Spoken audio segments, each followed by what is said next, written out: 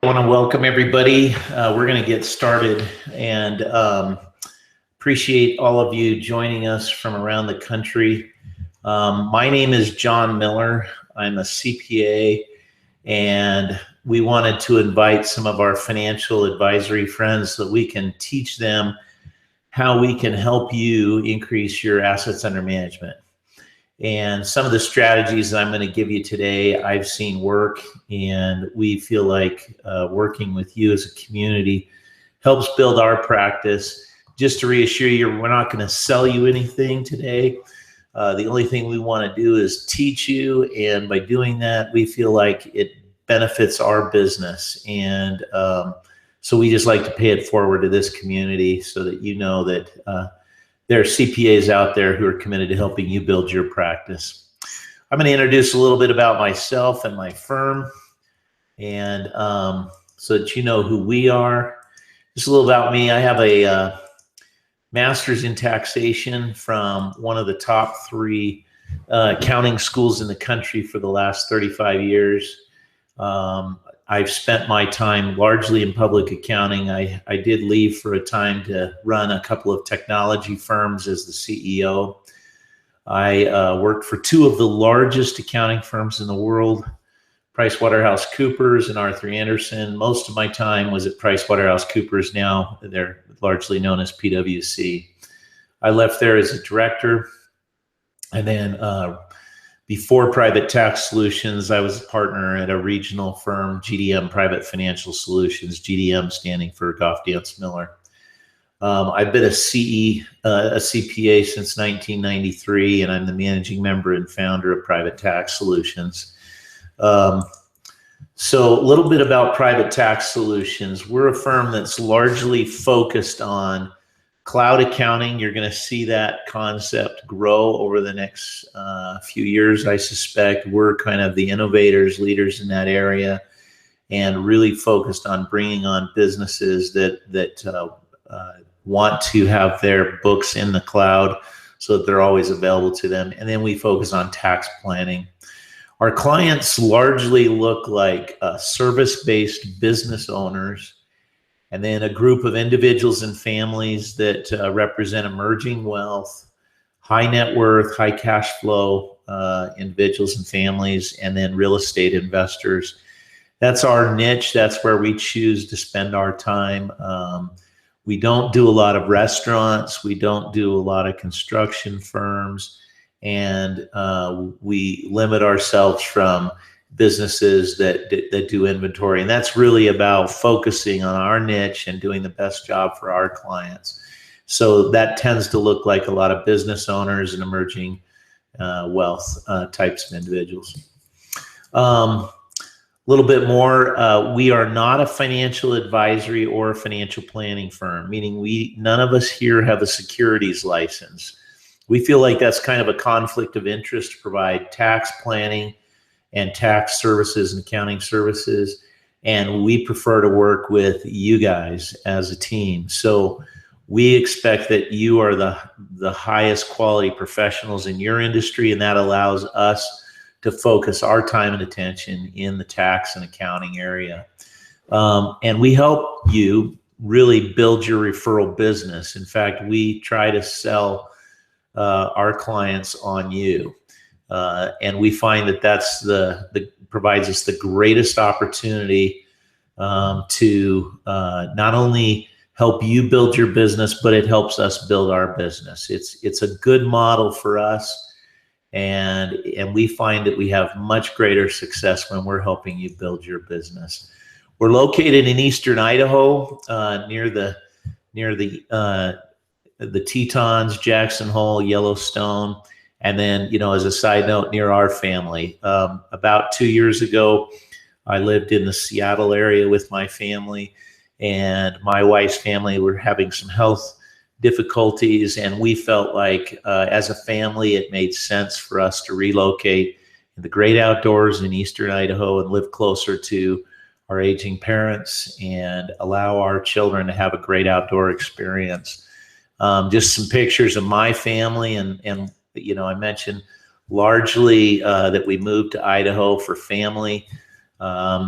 You'll see a picture of my wife. I have 3 boys at home, and I have 2 grandchildren. I'm a young grandpa, but we love the outdoors, as I mentioned, and what I'm really striving to do is build a lifestyle practice for our employees that allows us to offer great service to our clients, help you guys as financial advisors build your practices, and then build a practice that allows us to serve these individuals and businesses nationally. So we have clients from as far away as New Jersey and Texas, and we even have a client in Korea. So we're really not limited by geography these days with the availability of the internet and portals and cloud-based accounting solutions that are out there today. So the big question for today is, how can we help you build your business? And we know a lot of financial advisors, and a frustration that I've had with financial advisors is some of them seem to be focused on the short term. And what we're striving to do is help them build a long-term, sustaining, recurring business. By recurring, we're trying to help them buy into the idea of building an asset management business that they then can obtain an asset management fee of, say, 1% per year. Sometimes there's a split with your broker dealer, but we're striving to help you put your goals in total alignment with your clients. And we sell your clients on that type of a business. There are a lot of people out there with the misconception that asset management fees go against their goals. And we actually show them that, no, it's actually in alignment with their goals, and that those financial advisors that try and sell you on front-end loaded funds and front-end loaded fees and so forth are probably just the kind that are going to churn your account every 3 to 5 years and ultimately try to get the same management fee over time. Whereas if they buy into the concept of asset management, you can move in and out of the best investments at any time as the client, and it meets your needs as a financial advisor in that you have stable recurring income and are able to grow your business off of the asset management side. As I said, we sell you. So the first step is for you to understand, by selling yourself, you're really creating a difficult position. Whereas if you will focus on referring others and become a referral resource, and that doesn't just mean referring people to tax planning. That means referring people to commercial real estate brokers, referring them to attorneys and others. You actually become a referral magnet.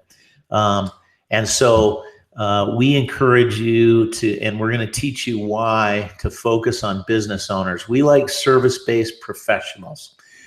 Service-based professionals tend to have high net income percentages. So as a percentage of revenue, you see higher income, higher disposable income that they can then use to redeploy into these investment programs that we recommend them to use. And so we're really encouraging you to use the network to sell you, use us to sell you, but you connect them to expert tax planning. And hopefully we can persuade you that we know what we're doing in that arena. So we end up, if we work together, we like to see the situation where you sell us as the tax planning professionals. You know, I've been at this game for about 25 years. A little longer actually, but that's a nice round number. We teach people how to free up funds from their tax dollars. Tax planning, we don't try and ever put our clients at risk. We use proven, time-tested, code-based tax planning.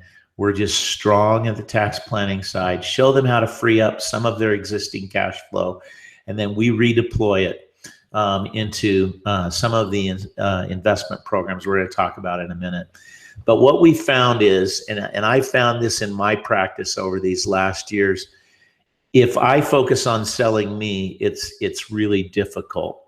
Every time, and you can probably relate to this, every time I have had a referral, it's almost a completed new client in our business. So when a referral comes our direction, most of the time, if we choose, and we have standards, but if we choose, that we'll add them as a new client. And I suspect the same is true for you. So imagine the difference. Rather than you selling yourself, you're making relationships with business owners, letting them know that there's some expert tax planning out there that can help free up cash flow. You arrange a complimentary initial tax planning meeting with me. We don't charge for the initial tax planning meeting. We do request that the client give us some information like prior year tax returns. And then we have this initial tax planning meeting together to see if we can free up funds. Now, when we do decide to engage in a full tax plan, we'll give them the strategies that we think will reduce their tax obligations, thus increasing their cash flow. And then we refer them back to you. And I'm going to give you an example of an actual real client here in a minute. But we're not talking about taking any of their disposable income. We're merely asking them to utilize their existing cash flow for some of these investments and some of the tax plans. Okay, so what does this look like for you? What's the math? Well, first of all, what we've generally seen with higher net income type service-based professionals, these would be dentists, doctors, or healthcare services. We've also seen IT professionals, consultants, real estate professionals, but generally we've seen that we can save them anywhere from 60 to 500,000 right off the bat with two primary strategies. One is what we call a defined benefit retirement plan. We like the cash balance plan, and we couple that with a profit sharing plan in their business. We help them overcome all the stigma because we basically show how the IRS is helping them to increase their assets that they're putting aside for retirement.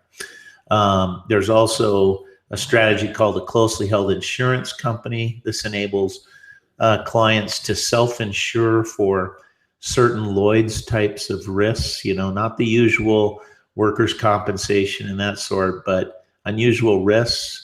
And then there are some real tax reduction strategies centered around these two things. So imagine this: if you could find 100 service-based professionals that are dropping in, we're not talking about simple IRA contributions of $12,500 a year for somebody who's under 50, or $15,500 a year if they're over 50. We're talking about somebody who can literally take a deduction for a couple of $100,000 a year in this defined benefit retirement plan, take the deduction. That money physically goes into their retirement plan, which you as the financial advisor manages. I sell them on the idea, and then I turn around and I say, okay, Mary or Joe, we work with regularly, and we believe that they would be a good professional for you to deal with on the investment side. We've dealt with them before. We have confidence in them, and they'll manage the mutual funds and the investments that you put inside of this retirement plan. Same kind of a concept happens with a closely held insurance company. It's just a lot more money. So rather than trying to chase down little simple IRA contributions of $12,500 or $15,500 a year, you're literally putting a dentist or a doctor or somebody in a retirement plan that they're dropping $200,000 a year into.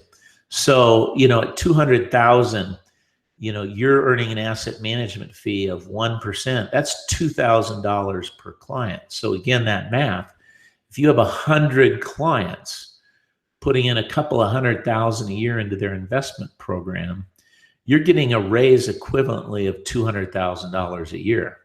It starts to get serious real quickly as you work with these business owners. And again, you're not selling them on the retirement plan. That's probably the worst step you could take.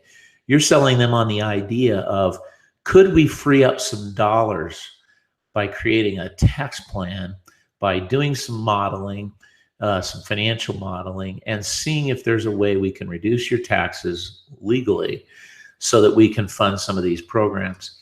In the process, we sell them on the idea of using life insurance, a permanent policy like a universal or a whole life policy.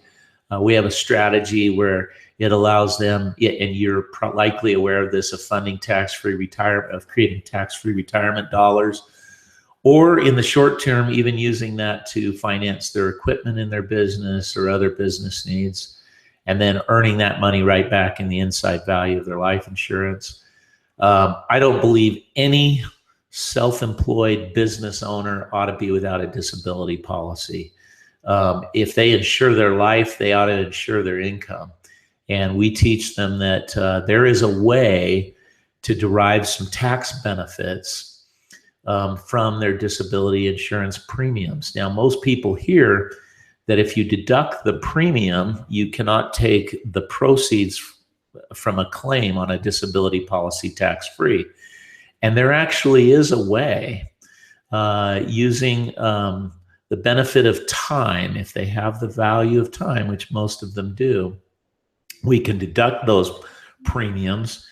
And then if there ever is a year where they need to start drawing on disability benefits, there's a way that we can structure that so that they can still draw down the benefits tax-free. And then again, a long-term care policy. We feel like that's important for most of these service-based professionals. They have the cash flow to do it. I'm going to show how this all ties together in a moment. But imagine going into every company, putting in place at a minimum a defined benefit retirement plan, and getting maybe $150,000 to $250,000 a year of assets under management, selling them on a life insurance policy, a disability policy, and a long-term care policy, and you didn't do the selling. You literally put them with a professional that persuades them to the need of this, and that professional, our staff and myself, we refer them right back to you to take advantage of those things and actually implement their plan. So, here's a little fun thing. The tax system that we're under has continued to gain in massive complexity, and that requires guys like me to spend a lot of time in the Internal Revenue Code and looking at the ways the laws have changed, and finding ways to help our clients save money. Unfortunately, what we've seen at the federal level is that taxes have been, are, and I think will continue to increase. The Bush era tax cuts are gone. These days, the new income tax bracket is 39.6%.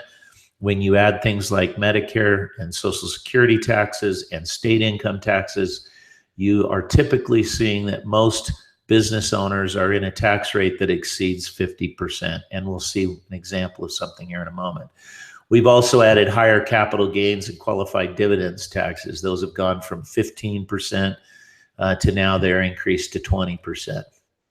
And then we've seen deductions, and what I mean by this is itemized deductions being phased out. Of course, we're all aware of the Affordable Care or Obamacare tax impacts, and that again has trimmed into the cash flow of these business owners.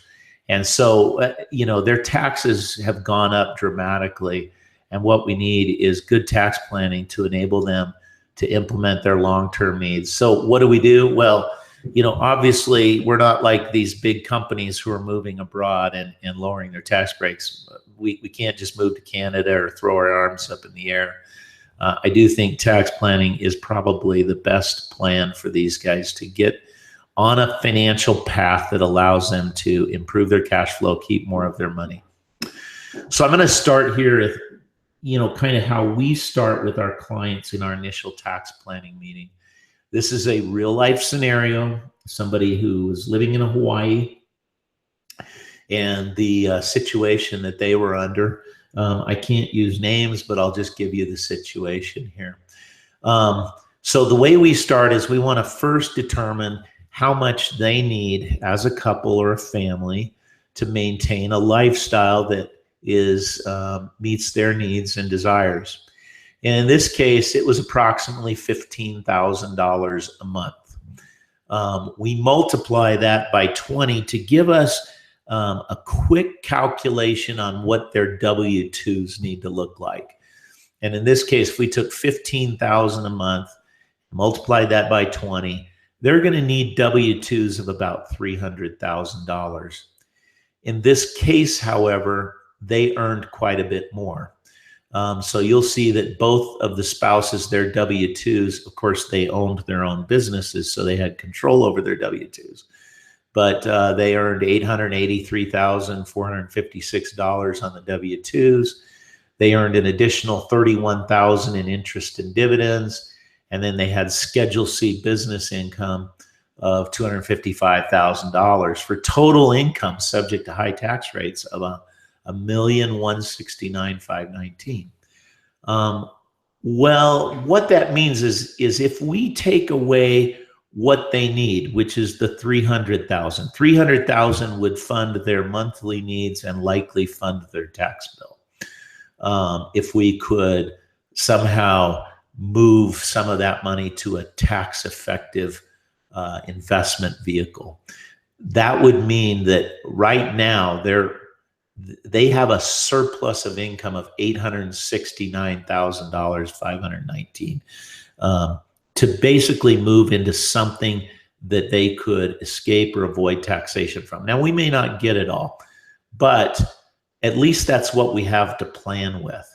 That's the excess dollars that they don't need each year. And if you took the effective tax rate that they're under, adding state and federal and some of the other taxes they're subject to, in this case, they were subject to an effective tax rate of almost 50%, 49.5%. So that means that they're paying needlessly $430,000 in taxes a year. $430,000 that if they could somehow move into a retirement plan or some tax advantaged investments, the IRS could almost be seen as helping them meet their long-term financial goals. And this would obviously benefit you as the financial advisor because you could help them redeploy these dollars. So what we do is, this is kind of what the whole tax plan strategy that we designed, we came up with. We found a way to basically move about $300,000 into a cash balance defined benefit plan. We like cash balance plans. We work with an actuary who's outstanding at these and setting them up. He sets them up with financial advisors all over the country. And I've just rounded the numbers, but moving $300,000 into this cash balance plan, would save this guy and his wife $148,500 roughly a year. Well, you could look at this a little different in that the $300,000 of contributions was funded actually by the IRS in tax savings. So in effect, he's only giving up about half of that in cash flow. And he really didn't need it in the first place. He and his wife only needed the $300,000 a year. If we did this closely held or wholly owned insurance company, we could pick up another $250,000. So automatically, we're looking at increasing a financial advisor's assets under management to the tune of over $500,000 a year. Now, they may not do all of this plan in the first year, but let's suppose they only do the defined benefit plan. First of all, you just got a raise for $3,000 that year.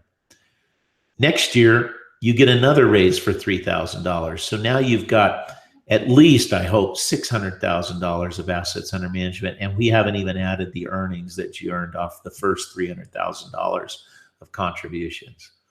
We're going to reposition. We often suggest our clients maybe reposition their assets into something more like a growth stock because they're subject to some investment taxes that happen now under the new tax regime for investment income like dividends and interest. So we might suggest that they, move some of their portfolio into something that's not going to be subject to the additional tax. In this case, they had this couple had an adult daughter going to college, and well, actually a couple of kids, I think. And we could find a way legitimately. We don't create anything phony, but legitimately, the kids were working for mom and dad. striving to earn a little money for their college education, but mom and dad were just contributing to that college education. Well, why not create an employment situation where mom and dad employ the kids? And you might say, well, what could they do that they could possibly earn $42,000 a year? Well, we do need to do a compensation analysis to justify that number. But what if they were doing something as a social media analyst, where they were doing the advertising and the social media work for the family online? These are kids that know how to use Facebook and LinkedIn and Twitter. That tends to actually be a pretty high paid position. So we might be able to use some of their cash flow to fund the kids and their needs for obtaining an education. By the way, there's some other strategies we can use, but in this case, it looked like about $42,000. And as I mentioned, we believe that most of these, service-based business owners ought to have long-term care, disability, and life insurance. Now, we can't deduct life insurance, but we can sure deduct long-term care and disability insurance. We have a cool little strategy where we will actually take after-tax dollars spent for healthcare, create what's called a medical expense reimbursement plan. You can only do this with some types of business entities, but this is an opportunity for them to, again, move tax dollars, after-tax dollars in this case, that are already being spent, to pre-tax dollars and get a benefit. We've done some fun stuff with something called conservation easements. It's basically a charitable contribution strategy. And depending on the state that the client is living in, like the state of Colorado, there are even some additional benefits state-wise that you can avail yourself of. So in this case, we were able to use $861,000 of their cash flow, but it didn't require $861,000 because $426,000 of that was achieved through tax savings.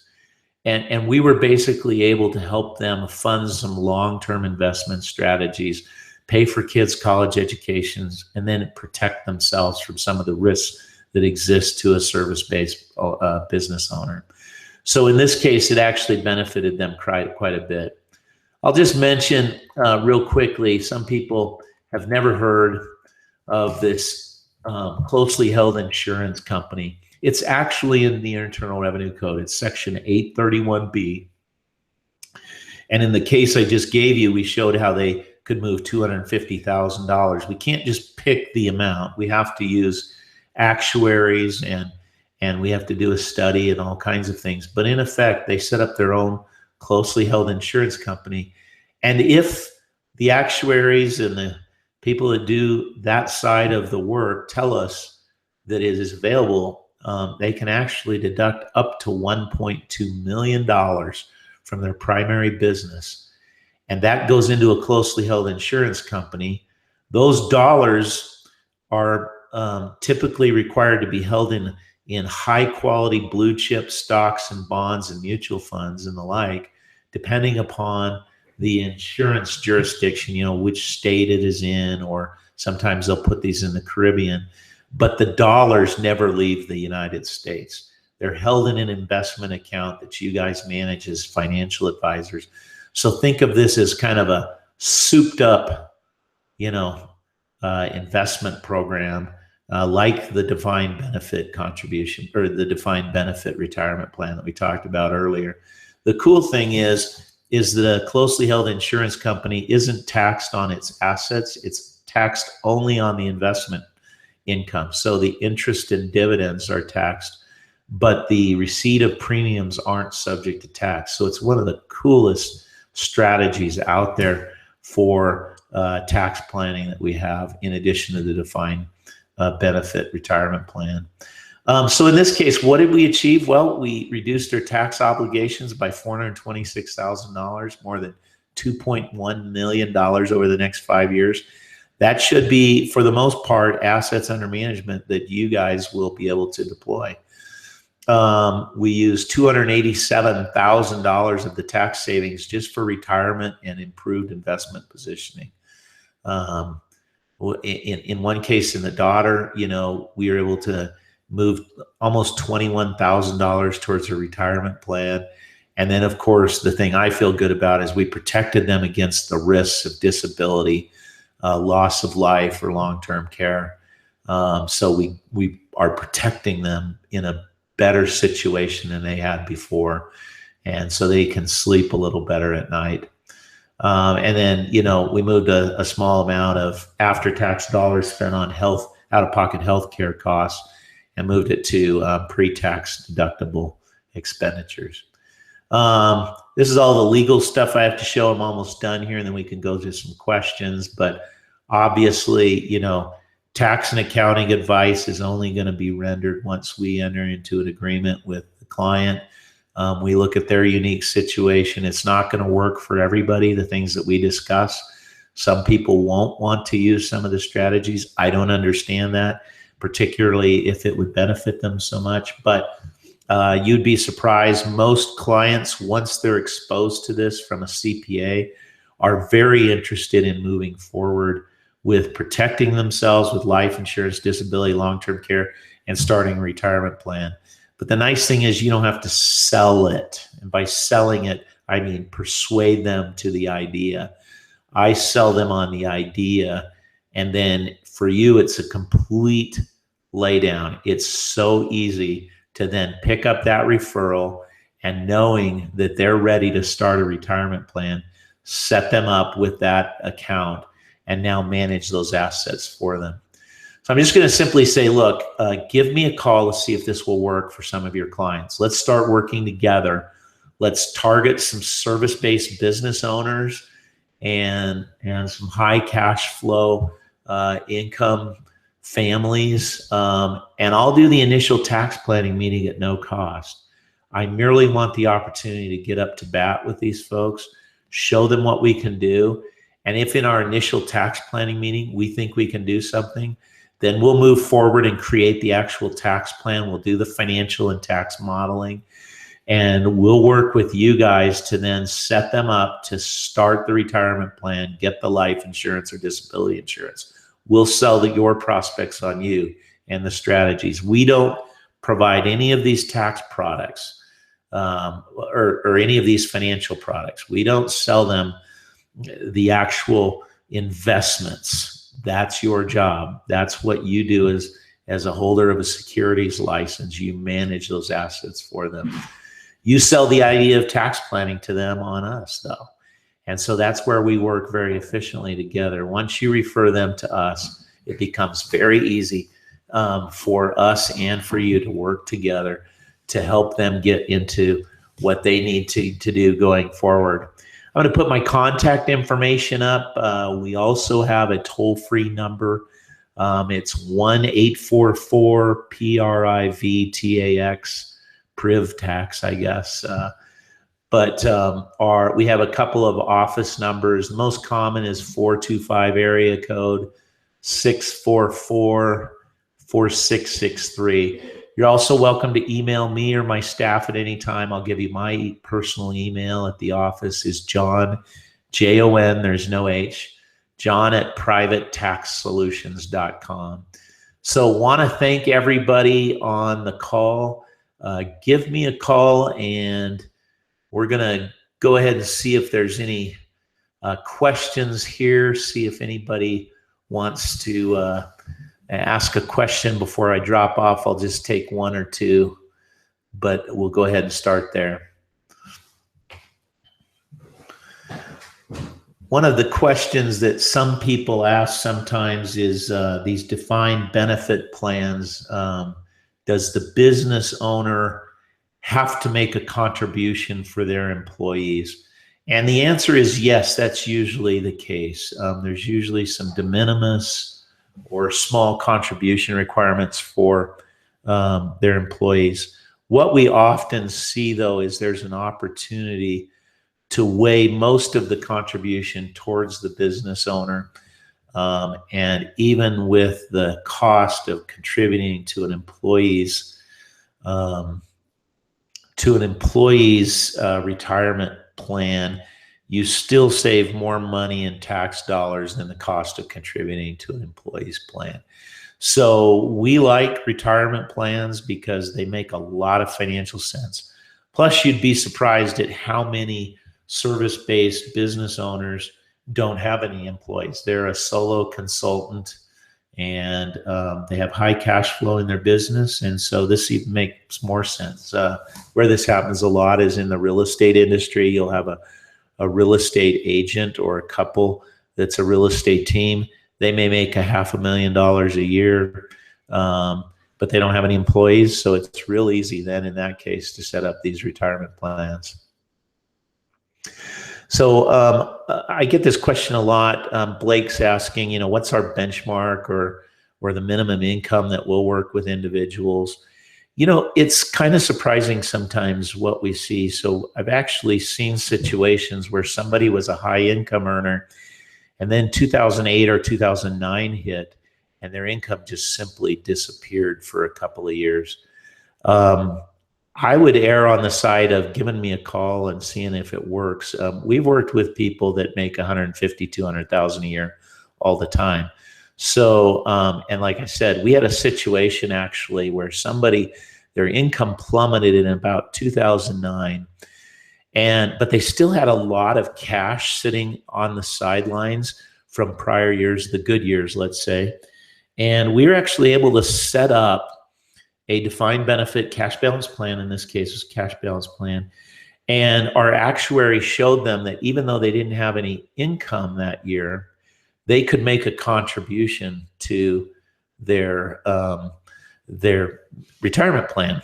And so they ended up putting quite a bit of money in there, and it pretty well wiped out their income for the year. It was kind of a funny situation. So we'll work with people. I think I would err on the side of give us a call and see if it makes sense, and we'll move forward. But I would say most people are probably earning about $200,000 or more off their business. And in a lot of cases, like S corporations, that income will come in a couple of ways. One is they'll get a W-2 because they're required under federal law to pay themselves a reasonable wage as an employee owner of their S corporation. And then the profits after they deduct their own wages and their employees' wages and their other expenses, they'll get in the form of a K-1, and so they'll get distributions. So sometimes they might have a low amount of income on their W-2, but they get a high distribution and they have high earnings passed through to them from their wholly owned S corp. So, you know, again, don't limit yourself to these situations of income. Just look at the individual and see if there might be a possibility to use tax planning to help them achieve their long-term goals. I'd also say too, again, you don't know how many times somebody's kind of winding down their business. They're pushing retirement. They're saying, I don't want to work as hard. So they've throttled back their income for the last 2 or 3 years, and they're getting ready to sell their business, but they still have lots of cash sitting around. Again, there's still opportunities for tax planning and deploying some of their income. I think that's about the time that we have scheduled. We told everyone we'd probably do about a half hour to 40 minutes, and I'm going to choose to stop at this point because we're hitting about the 40-minute mark. I'd love to talk with each of our financial advisors and financial planners on the phone. So, you know, again, I don't charge for my time with you guys unless you decide to become a client, of course. I more want to figure out ways that we can work together, go to the market, and find good businesses that both you and I would like to work with long term.